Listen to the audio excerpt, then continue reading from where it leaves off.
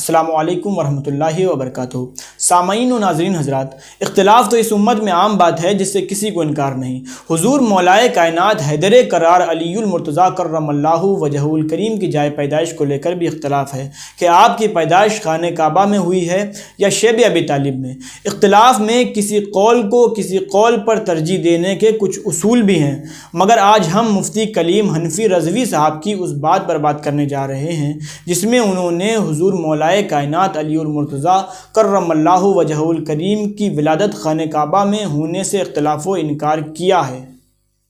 ہم دیکھ رہے ہیں کہ ایک طرف رافضی ہے جو حضرت علی کو مولود کعبہ کہہ کر دبی زبان میں ابن اللہ کہنا چاہتے، یعنی اللہ کا بیٹا کہنا چاہتے۔ مفتی کلیم حنفی رضوی صاحب اہل تشیع پر الزام لگاتے ہوئے کہتے ہیں کہ مولود کعبہ کہہ کر دبی زبان میں ابن اللہ کہنا چاہتے ہیں۔ مفتی صاحب سے میں پوچھتا ہوں کہ کیا مولود کعبہ ہونے سے کوئی ابن اللہ یعنی خدا کا بیٹا ہو سکتا ہے؟ کیا پوری دنیا میں کہیں بھی کوئی ایسا قاعدہ ہے کہ کوئی کسی کے گھر میں پیدا ہو جائے تو وہ اس گھر والے کا بیٹا کہلاتا ہو؟ جب انسانوں میں ایسا کوئی قاعدہ نہیں ہے تو پھر جو ذات لم یلد ولم یولد ہو اس کی عبادت والے گھر میں کسی کے پیدائش ہو جانے سے اسے خدا کا بیٹا کیسے کہا جا سکتا ہے؟ یہ بات یاد رکھیں کہ فقط ایک صحابی ہے حضرت حکیم بن حزام رضی اللہ تعالیٰ، ان کے حوالے سے سب کا اتفاق ہے کہ وہ خانہ کعبہ میں پیدا ہوئے، لیکن ان کے پہلے یا ان کے بعد کوئی پیدا ہوا تو یہ کہیں سے ثابت نہیں ہے کہ ان کے پہلے یا ان کے بعد بھی کوئی خانہ کعبہ میں پیدا ہوا ہو۔ پوری دنیا میں یہ شرف صرف اور صرف انہی کو حاصل ہے۔ حضرت حکیم بن حزام رضی اللہ تعالیٰ عنہ کو تو مولود کعبہ آپ بھی مان رہے ہیں، تو کیا دبی زبان میں آپ ان کو خدا کا بیٹا کہنا چاہتے ہیں؟ آپ نے تو پورا زور دیا ہے کہ حضرت حکیم بن حزام رضی اللہ تعالیٰ عنہ کے علاوہ کوئی مولود کعبہ نہیں ہے، تو کیا دبی زبان میں آپ یہ کہنا چاہتے ہیں کہ حضرت حکیم بن حزام رضی اللہ تعالیٰ عنہ کے علاوہ کوئی خدا کا بیٹا نہیں ہے؟ یا آپ کے علاوہ سنی، شیعہ، ناصبی وغیرہ میں سے کوئی بھی حضرت حکیم بن حزام رضی اللہ تعالیٰ عنہ کو ابن اللہ مان رہا ہے؟ اگر نہیں تو محض بیت اللہ میں پیدا ہو جانے کی وجہ سے حضور مولائے کائنات علی المرتضیٰ کرم اللہ وجہہ الکریم کو بھی کوئی خدا کا بیٹا کیسے ثابت کر سکتا ہے؟ حضرت شاہ ولی اللہ کہتے ہیں کہ حضرت فاطمہ بنت اسد نے حضرت امیر المؤمنین مولا علی رضی اللہ تعالیٰ عنہ کو کعبۃ اللہ میں پیدا کیا ہے، لیکن میں آپ کو بتا دوں کہ یہ دونوں باتیں امام حاکم کی اور حضرت شاہ ولی اللہ رحمۃ اللہ علیہ کی یہ دونوں باتیں دعویٰ بلا دلیل کے قبیلے سے تعلق رکھتی ہے، اس لیے کہ کتب احادیث یا کتب رجال میں حضرت حکیم بن حزام کے علاوہ کسی بھی شخص کے بیت اللہ میں پیدا ہونے کا ذکر موجود ہی نہیں ہے، چہ جائے کہ اس بارے میں روایات یا آثار و اخبار تواتر تک پہنچتی ہو، جیسا کہ لوگ کہتے ہیں کہ یہ تواتر سے یہ خبر مشہور ہے، تو تواتر تک تو پہنچنا بہت دور کی بات ہے، اس سلسلے میں تو خبر واحد بھی موجود نہیں ہے۔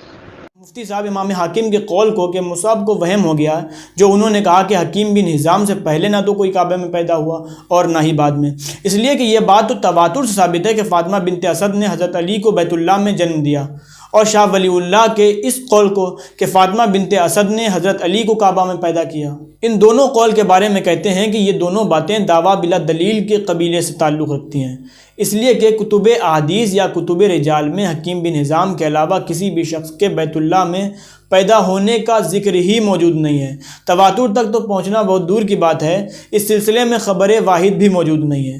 انا للہ و انا الیہ راجعون، گر ہمیں مکتب و ہمیں ملا،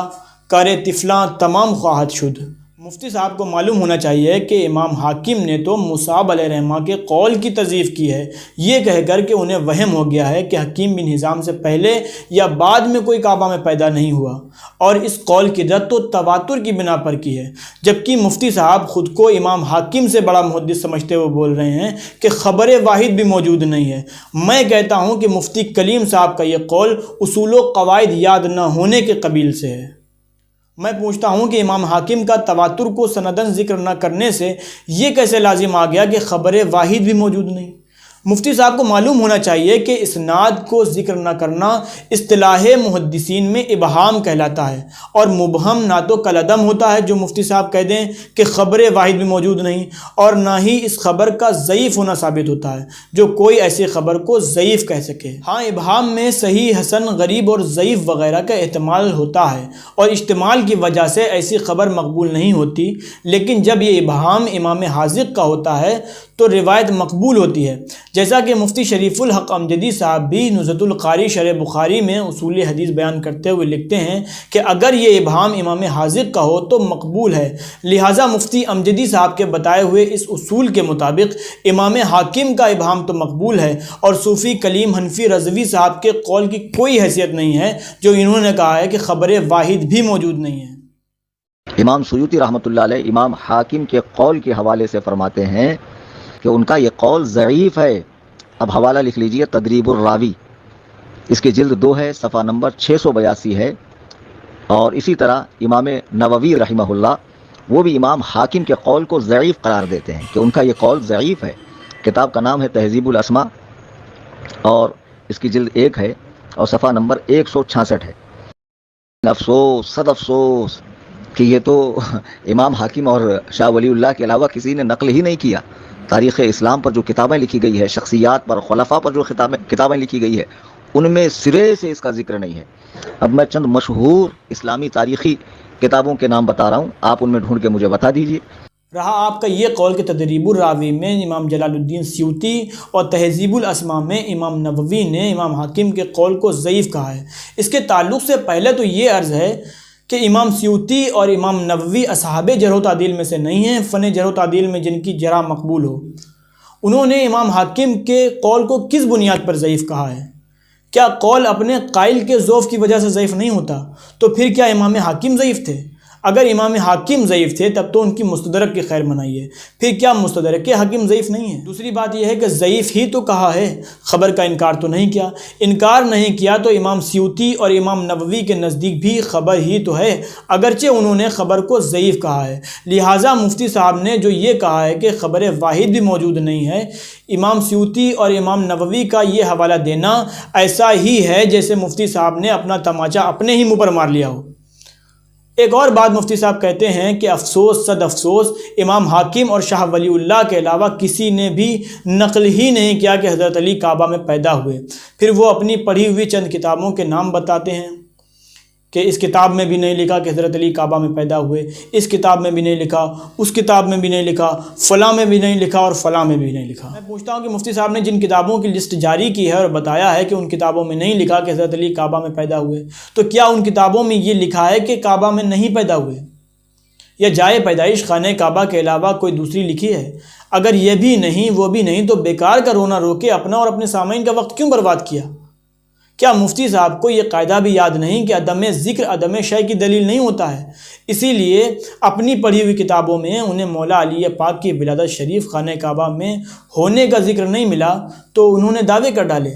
پہلا دعویٰ یہ کہ خبر واحد بھی موجود نہیں، اور دوسرا یہ کہ امام حاکم اور شاہ ولی اللہ کے علاوہ کسی نے نقل ہی نہیں کیا کہ حضرت علی کعبہ میں پیدا ہوئے۔ کلیم حنفی جی کو یہ قاعدہ بھی نہیں معلوم کہ الاثبات مقدم علی النفی،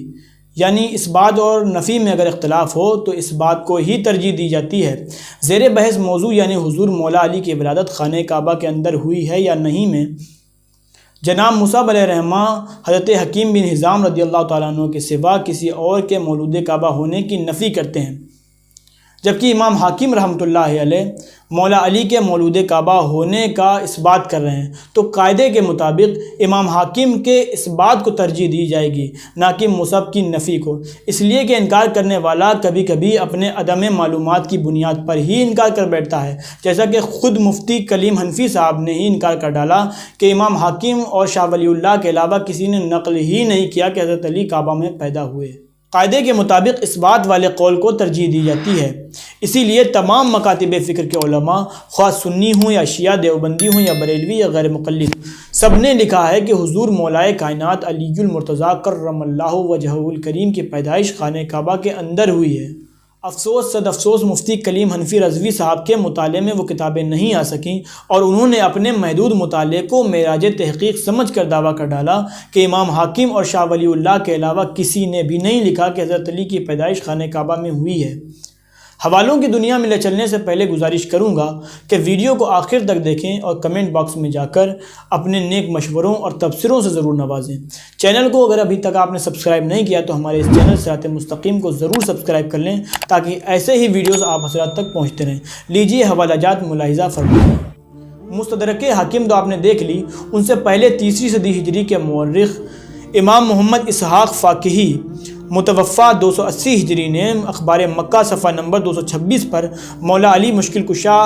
کرم اللہ وجہہ الکریم کو مولود کعبہ لکھا۔ اور 4 صدی ہجری کے مورخ جلیل علامہ مسعودی نے اپنی کتاب مروج الذہب جلد 2 صفحہ نمبر 311 پر آپ کو مولود کعبہ لکھا ہے۔ حضرت شاہ ولی اللہ محدث دہلوی رحمۃ اللہ علیہ کی ازالۃ الخفا تو آپ نے دیکھی، شاہ عبدالعزیز محدث دہلوی رحمۃ اللہ علیہ کی تحفہ اثنا عشریہ بھی دیکھیے۔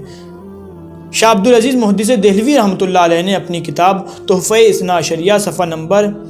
163 پر آپ کو مولود کعبہ لکھا۔ اسی طرح شیخ محقق شاہ عبدالحق محدث دہلوی رحمۃ اللہ علیہ نے اپنی کتاب مدارج النبوت جلد 2 صفحہ نمبر 513 پر آپ کو مولود کعبہ لکھا ہے۔ مدارج النبوت اردو ترجمہ جلد 2 صفحہ نمبر 733 پر آپ کو مولود کعبہ لکھا ہے۔ سفینۃ الاولیاء صفحہ نمبر 35 پر شہزادہ دارا شیخ قادری رحمۃ اللہ علیہ نے حضرت مولا علی مشکل کشا علیہ السلام کو مولود کعبہ لکھا ہے۔ حضرت ملا علی قاری رحمۃ اللہ علیہ نے شرح شفا شریف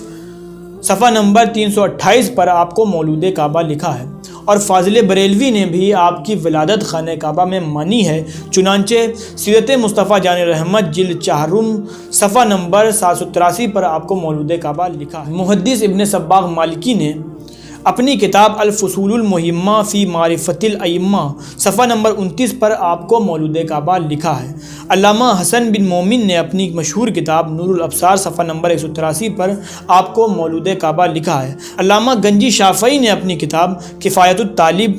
صفحہ نمبر 407 پر مولا علی مشکل کشا علیہ السلام کو مولود کعبہ لکھا ہے۔ علامہ نور الدین عبد الرحمن جامی نے اپنی کتاب شواہد النبوت صفحہ نمبر 280 پر آپ کو مولود کعبہ لکھا ہے۔ مولانا سید ابو الحسن علی حسنی ندوی نے اپنی کتاب المرتضیٰ صفحہ نمبر 50 پر آپ کو مولود کعبہ لکھا ہے۔ علامہ سیبت ابن الجوزی نے اپنی کتاب تذکرۃ الخواص صفحہ نمبر 30 پر آپ کو مولود کعبہ لکھا ہے۔ غیر مقلدین کے نامور عالم دین مولانا نواب صدیق حسن خان بھوپالی نے اپنی کتاب الشمامۃ الانبریاء صفحہ نمبر 99 پر آپ کو مولود کعبہ لکھا ہے۔ نیز علامہ بھوپالی نے اپنی دوسری کتاب تقصار جیود الاحرار صفحہ نمبر 9 پر بھی مولا علی کی ولادت خانہ کعبہ میں ہونا لکھا ہے۔ علامہ علی رضا قادری کی بدائے منظوم صفحہ نمبر 5 پر علامہ محمد عبد الحکیم شرف قادری نے حاشیہ میں آپ کو مولود کعبہ لکھا ہے۔ حکیم الامت مفتی احمد یار خان نعیمی رحمۃ اللہ علیہ نے اپنی کتاب شان حبیب الرحمن صفحہ نمبر 253 پر آپ کو مولود کعبہ لکھا ہے۔